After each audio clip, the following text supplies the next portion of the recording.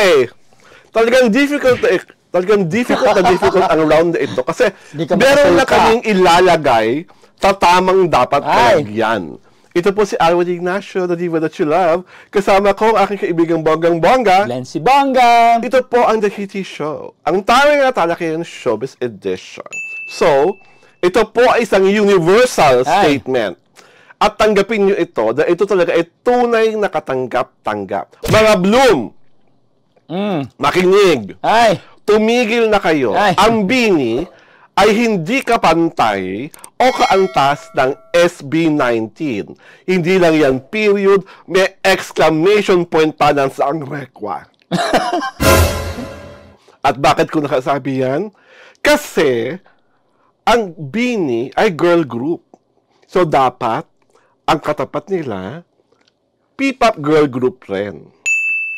So bakit nyo po nagpipilitan, mga Bloom kayo, na ang SB19 ang ka-level Bini?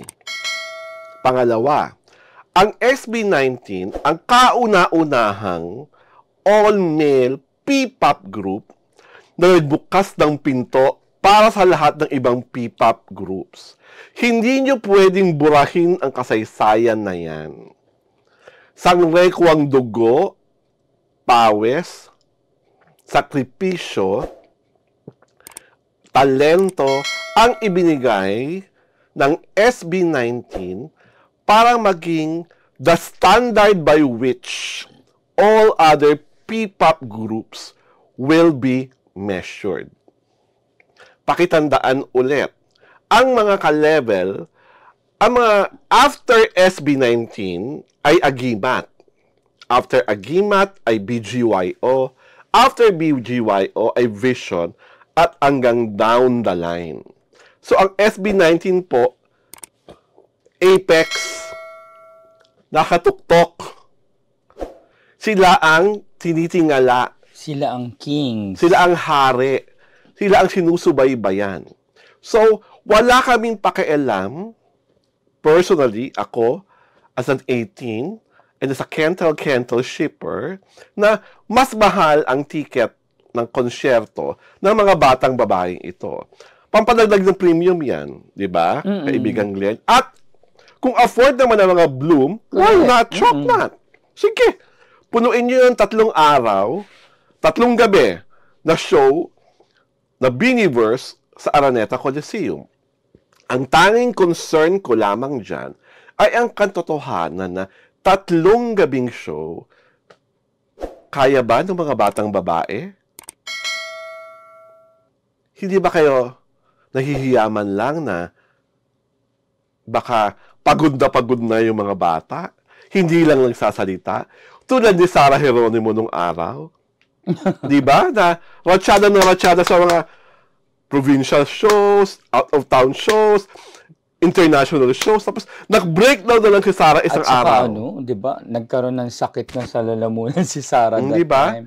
Kumbaga, I understand the economics of strike while the iron is hot. But you also need to consider the fact that these are people. People resource yung mga yan. May pagod factor, may stress factor, may vocal factor, magsasayaw pa. Nakikita nyo naman na okay lang sa bagay, patwitams na naman ng mga choreography ng nasabing grupo na ito. Hindi nga level sa level ng energy at angas ng Sex Bomb Girls noong unang panahon. Tapos lalo hindi level sa ginagawa ng Kaya, ng Kalista, ng G22, at iba-iba pang pipa groups. Pasweet lang naman sila ng pasweet. Pero sila ang sila ang tinatangkilik, saka sa patok sa TikTok, ginagaya. Sinasabi ko nga, may sarili kayong mundo, may sarili kayong fan. Kung kayo ay number 1 sa Spotify, number 1 sa TikTok, go ahead. You deserve those platforms because you have fans. Marami kayong sumusuporta sa inyo. Ang kinokorek ko lang, hindi nyo kapantay ang SB19. At saka wag nang pagkumparahin yung dalawa. Lalo na sa pagdating sa concert tickets kasi magkakaroon lang ng ng fan war eh. Yan ang iwasan natin. Kasi kung kaya nyong maglabas ng pera for Bini, syempre yung mga yung mga 18s naman kaya rin maglabas for SB19. Ang nagiging issue kasi bakit daw yung mas mura pa yung tickets ng SB19 kasi magkakaroon din sila ng anniversary, 'di ba? Concert sa October, yung Bini naman sa November, 'di ba? So, kasi pag nakita mo yung yung disparity. Ang laki ng Nagkakaiba. Pagkakaiba talaga, parang 11,000 plus yung sa VIP ng ng Bini, tapos 5,000 plus yung sa Dunkin anniversary concert ng SB19, 'di ba? Tapos may on top pa yun kung gusto yung sa Bini, kung gusto mo ng pumunta ng sound check, may plus 1,300 plus pa. Samantalang yung sa may sound check ng SB19, parang 5,800 lang yata. Diba? Saka kasi as far as the prices are concerned, kanya-kanya yung marketing strategy. Correct, oo. So, I really don't care about who has the higher price. Ang care ko, the fact is that ang lalaban ko lang tong oras na ito, ang katotohanan talaga, ang SB19 ang hari. At huwag niyong pagpilitan, idikit ang pangalan ng Bini sa SB19 dahil pagkalayo-layo ng diferensya. Talent-wise, sa pagkanta, sa pag-compose, sa pagsayaw. Huwag niyong ipilit, please. Mahiya kayo sa sarili nyo. At isang kahiyahiyang bagay na ginagawa nyo, lalong-lalo na sa ibang P-pop fandoms at kung sino-sino pa, naunawaan ko pa ang international fans to be against SB19 dun sa Billboard Fan Awards. Pero yung mismong Pilipino, boboto sa kalaban ng SB19 just to ensure na matalo sila at matanggal sila sa kompetisyon. Wow! Ibang klase kayo. At huwag niyo sasabihin hindi Blooms ang gumagawa. Sa X ang lalakas ng loob niyo. Hinasabi niyo na Bloom kayo, na talagang dapat na matalo ang SB19, botohan natin yung kalaban nila. I will get the Swifties and the other fandoms voting against SB19. Mga K-pop, o mga K-pop, or whoever Latin idols boboto against SB19. Pero, kapwa niyo Pilipino? Wow! Ibang klase? Ano to? Patotoo kayo na talagang club mentality is real? At this day and age, na ang dami-dami ng karangalang ibinigay ng SB19 sa bansa. At narito kayo, gigil na ibagsak sila, ibaba sila, imbis na tulungan nyo? Yan ba tinuro sa mga paaralan nyo? Hindi ko nga maintindihan sa ibang fans, diba?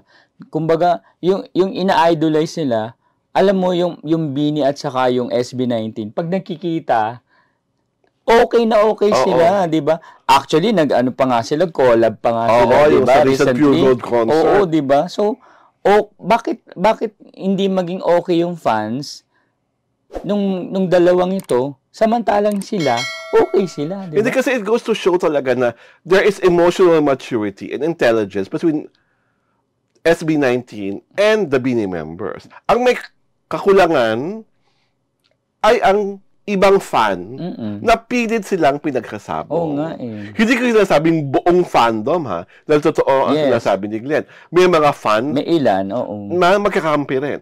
Pero ang pinupuna namin, ay ang katotohanan na mas marami gigil na gigil, galit na galit, at suklam na suklam sa SB19. Kaya nga ginagawa niyo lahat ng paninira, panlalait, at ito nga, imbis na kayo ay tumulong, kayo pang humihila pababa sa SB19. Mali po yan.